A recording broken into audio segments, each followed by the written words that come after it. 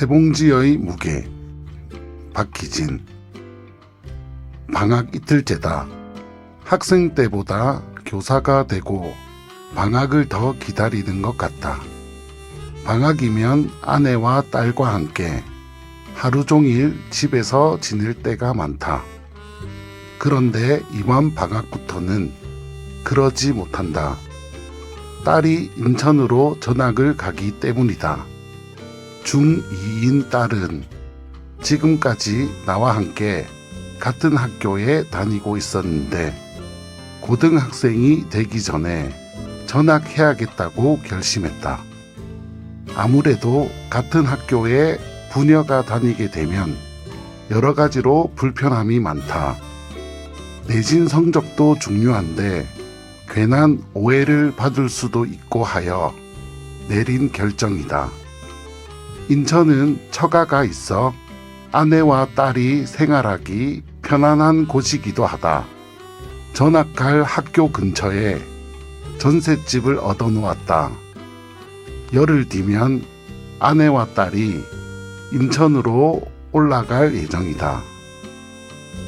오늘은 아내와 딸이 인천으로 가기 전 마지막으로 마산에 있는 부모님 댁에 가는 날이다. 부산 장애인 특별교통수단인 두리발은 다른 지역으로 갈 경우 하루 전 예약해야 한다. 어제 예약해 놓은 두리발이 11시가 되면 올 예정이다. 아내와 딸도 준비가 다 된 모양이다. 두리발은 예약 시간보다 30분이나 일찍 왔고 미리 준비를 마친 우리는 바로 탑승하여 30분 일찍 마산으로 출발했다. 1시간이 걸려 부모님 댁에 도착하니 지하 주차장으로 어머니가 마중 나와 계셨다. 어서와. 온다고 고생했지? 얼른 들어가서 밥 먹자. 반갑게 맞아주는 어머니와 함께 집으로 들어갔다. 오늘이 마침 초복이라 백숙을 준비하고 계셨다. 아들이 오랜만에 온다고 촌닭을 2마리 샀다고 하셨다. 어머니는 시원시원한 성격을 가졌다. 강원도 출생이지만 50년째 경상도에 사셔서 완전 경상도 사람처럼 성질 급하고 기분파 상남자 아니 상여자다. 왔나? 아버지가 짧은 인사를 건넨다. 아버지 역시 경상도 분이라 무뚝뚝한 성격이다. 평생 사업을 하신 터라 판단이 빠르시고 매사에 철두철미하다. 빈틈없는 사업가에 걸맞은 성격이다. 난 부모님의 성격을 반반 닮았다. 어떨 땐 어머니처럼 호탕하고 사람들에게 인기가 많지만 일을 할 땐 아버지처럼 아주 꼼꼼하고 세심한 스타일이다. 후략. 압력솥이 소리를 내며 끓는 동안 거실 소파에 앉아 몇 마디 일상적인 대화를 주고받는다. 방학했나? 네, 금요일에 했어요. 은설이는 몇 학년이고? 중2예요. 밥 좀 많이 먹어야겠다. 몸이 약하네. 네, 요즘 잘 먹고 있어요. 그렇게 특별할 것 없는 대화가 오가고 식사가 준비되어 6인 식탁에 둘러앉았다. 전복, 인삼 등 몸에 좋은 재료가 가득 들어간 백숙은 정말 맛있었다. 모든 자식이 자기 어머니 반찬을 좋아하듯 나도 어머니의 음식을 좋아한다. 예전부터 음식 솜씨가 좋다는 소리를 많이 듣던 어머니였지만 최근 몸이 좋지 않아 예전만큼 음식을 많이 하지도 못하고 실력도 예전 같지 않다고 생각했다. 하지만 오늘 백숙은 어느 경치 좋은 가든에서 먹는 백숙 못지않게 맛있었다. 식사를 마치고 다시 소파에 앉아 2시에 예약된 두리발을 기다렸다. 어머니는 미리 만들어 놓은 국과 반찬을 싸고 있었다. 아버지는 아내와 은설이에게 각각 준비해 놓은 돈을 주셨다. 매번 찾아뵐 때면 작게라도 돈을 주신다. 평생 사업을 하셔서 그런지 따뜻한 말 한마디는 못하지만 돈은 항상 챙겨주신다.